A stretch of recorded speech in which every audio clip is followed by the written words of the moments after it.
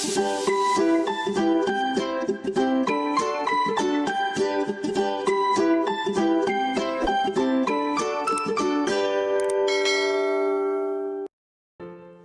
Friends, നമുക്കിന്ന് വളരെ എളുപ്പത്തിൽ റെഡിയാക്കാൻ പറ്റുന്ന ഒരു 4 മണി പലഹാരം ഒന്ന് ട്രൈ ചെയ്ത് നോക്കിയാലോ.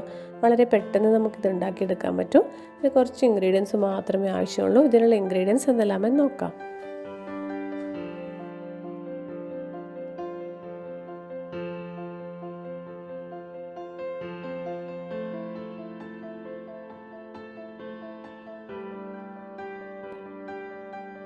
നമുക്കൊരു ബൗളിലേക്ക് 1 കപ്പ് അരിപ്പൊടി ചേർക്കാം.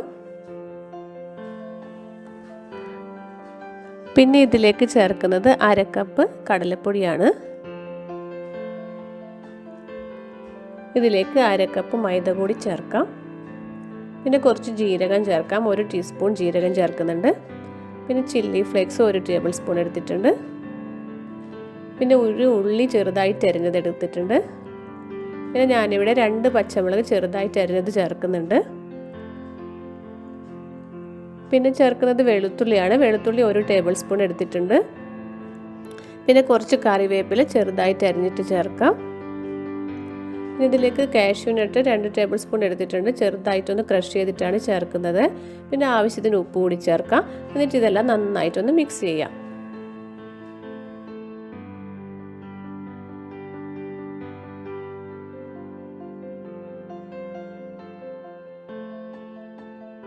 ഇതെല്ലാം നന്നായിട്ട് മിക്സ് ചെയ്തതിന് ശേഷം ഇതിലേക്ക് 2 ടേബിൾ സ്പൂൺ ഓയിൽ ചേർക്കാം. എന്നിട്ട് ഇതൊന്നുകൂടി മിക്സ് ചെയ്യാം.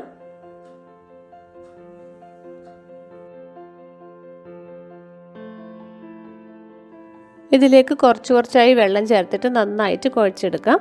സാധാരണ ചപ്പാത്തി മാവ് കുഴക്കുന്നതിനേക്കാളും കുറച്ചധികം വെള്ളം ചേർത്തിട്ട് ഇത് കുഴച്ചെടുക്കണം. നല്ല സോഫ്റ്റ് ആയ മാവായിട്ട് ഇത് കുഴച്ചെടുക്കാം. നമ്മുടെ സോഫ്റ്റ് ഡോ ഇവിടെ റെഡി ആയിട്ടുണ്ട്. നമുക്ക് ആദ്യം തന്നെ കയ്യിൽ നന്നായിട്ട് എണ്ണ പുരട്ടണം. അതിനുശേഷം ഇതിൽ നിന്നും കുറച്ചെടുത്തിട്ട് ഒന്ന് ഉരുട്ടിയെടുക്കാം. ചെറുതായിട്ടൊരു ബോളാക്കി ഉരുട്ടിയതിന് ശേഷം നമുക്ക് കയ്യിൽ വെച്ചിട്ട് നന്നായിട്ട് ഇത് പരത്തി കൊടുക്കണം. കൈ കൊണ്ട് തന്നെ നന്നായിട്ട് പരത്തിയെടുത്താൽ മതി.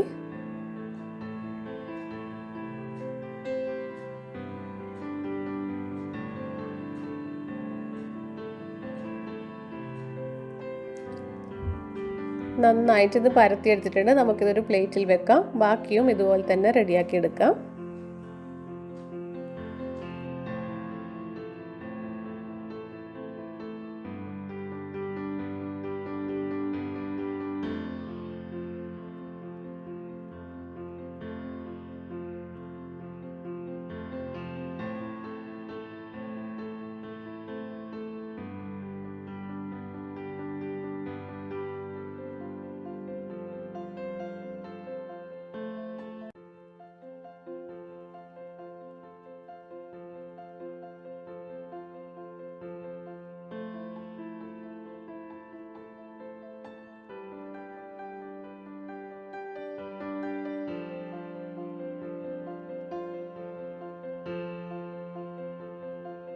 എല്ലാം ഇതുപോലെ റെഡിയാക്കി വെച്ചിട്ടുണ്ട്. ഇത് നമുക്കിനി ഫ്രൈ ചെയ്തെടുക്കണം. ഫ്രൈ ചെയ്യാനായിട്ട് ഞാനിവിടെ കുറച്ച് എണ്ണ ചൂടാക്കാൻ വെച്ചിട്ടുണ്ട്. എണ്ണ ചൂടായതിന് ശേഷം നമുക്ക് എണ്ണയിലേക്ക് ഇതിട്ടതിന് ശേഷം ഫ്രൈ ചെയ്തെടുക്കണം. ഒരു മീഡിയം ഫ്ലെയിമിൽ ഫ്രൈ ചെയ്യുന്നതാണ് നല്ലത്.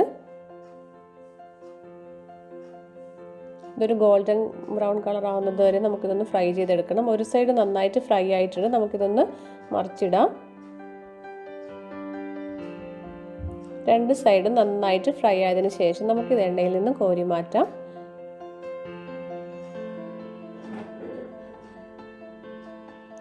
എല്ലാം ഇതുപോലെ തന്നെ നമുക്ക് ഫ്രൈ ചെയ്തെടുക്കാം.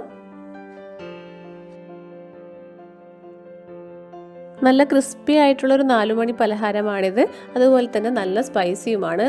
കൂടുതൽ സ്പൈസി ആയിട്ടുള്ള സ്നാക്സൊക്കെ ഇഷ്ടപ്പെടുന്നവർക്ക് ഇത് എന്തായാലും ഇഷ്ടമാവും. അതുപോലെ തന്നെ നിങ്ങൾക്ക് കൂടുതൽ എരിവ് വേണമെന്നുണ്ടെങ്കിൽ ഞാൻ പറഞ്ഞ അളവിനേക്കാൾ കൂടുതൽ ചില്ലി ഫ്ലേക്സും പിന്നെ പച്ചമുളകൊക്കെ യൂസ് ചെയ്താൽ മതി. അങ്ങനെ നമ്മുടെ ക്രിസ്പി സ്നാക്സ് ഇവിടെ റെഡി ആയിട്ടുണ്ട്. പെട്ടെന്ന് നമുക്കിത് ഉണ്ടാക്കിയെടുക്കാൻ പറ്റുമല്ലോ. അപ്പോൾ എല്ലാവരും ഇത് ട്രൈ ചെയ്ത് നോക്കണം കേട്ടോ. എന്നിട്ട് നിങ്ങളുടെ അഭിപ്രായമൊക്കെ അറിയിക്കണേ. പുതിയൊരു റെസിപ്പിയുമായി വീണ്ടും കാണാം. താങ്ക്